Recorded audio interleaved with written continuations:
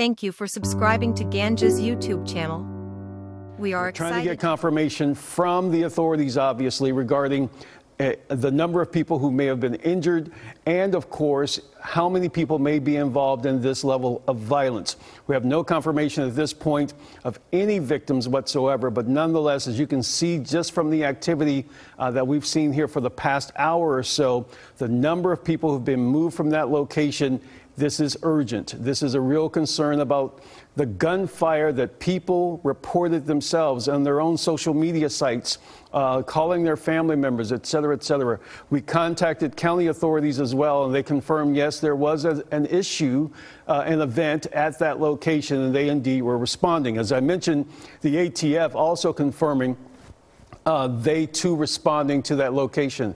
We saw an individual as well talking about this. This is from the ATF earlier today, confirming their response to that location regarding the ongoing shooting. Olivia Leach, now we're going to go back to her via phone to get some information from her. She had to be moved from that location as a method of being safe out there. So Olivia, tell us what they're showcasing you regarding exactly what happened at this point. Well, when we pulled up, we were able to get really close to the mall, the entrance of the mall, right by a camp store. There were a lot of shoppers around. But as we were standing there, they started pushing people back, pushing those shoppers that were watching with us back. And just as you saw, we were live on air, and the police came right up to us and told us we had to move back. We're assuming it's for safety purposes. They said they will give us an update as soon as they're able, but they're pushing us to the outer edges of the mall for safety. Now, I saw armored vehicles from Allen Police pulling up to the scene and heading into the internal part of the mall. So it's clearly an active situation, and we're seeing police agents from across the area on the scene. As I was mentioning earlier, they are suited up. They have helmets, vests, long guns. They were running in. As we were about to set up for our live shot a few minutes ago, I saw a couple of shoppers. They were actually leading people out. That was the first time I saw them actually leading shoppers out of the mall. Those shoppers had their hands up so that police could identify that they were not the shooter, and they were heading out of the mall. But as you saw, we were pushed away as far as we could, as far as we can get. We're right now heading to another location so we can bring you more information. But as I mentioned, we were pushed back. It's still a fluid situation. As you can see from our chopper, there is evidence that there are multiple victims. But, of course, we have not had anything confirmed about the gunman, how many victims there are, and we're still looking to get that information from police right now. Olivia, real quick, because I want to take people a couple of steps back. In fact, you and your photographer were in the community of McKinney working on the story. So talk to us from that vantage point. You heard reports of gunfire, of a shooting at that mall. Take us as you're going back to that, getting to that location. Was it evident then that there was real trouble there? Definitely. So as you mentioned, we were just shooting an election day story. We were talking with voters in McKinney, actually, about the Prop A proposal on the airport expansion when a police officer there on the scene at the polling location came up to us and said, "Did you guys know about this happening right now at the Allen Outlet?"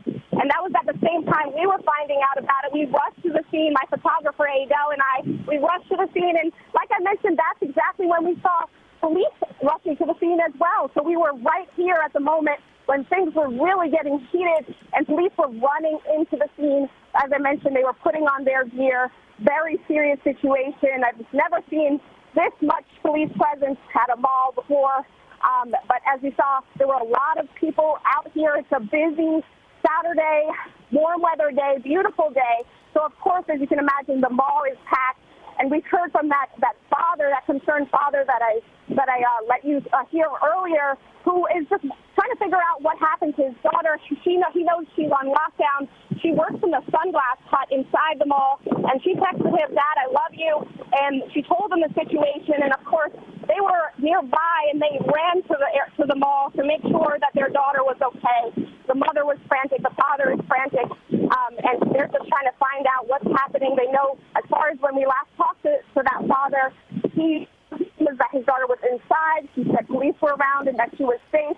I have that father's number. We'll check back in with him in a few minutes to see if he knows anything more about his daughter.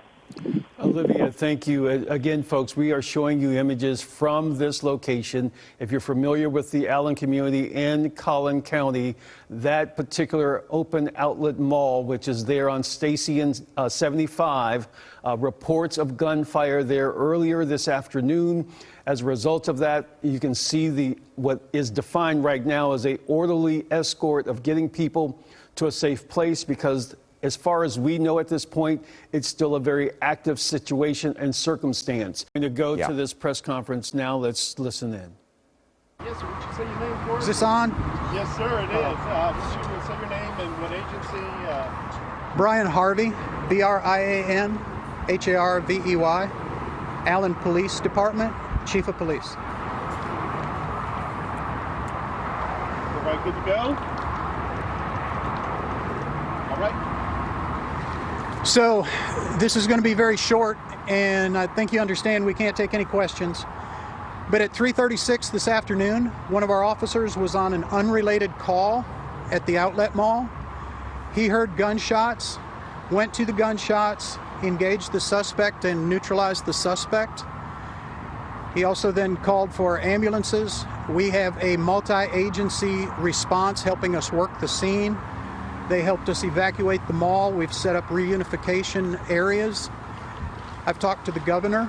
The governor has pledged all the support that the state has, so we appreciate that. Hope it goes without saying that our deepest sympathies are with the families of the victims. This is a tragedy.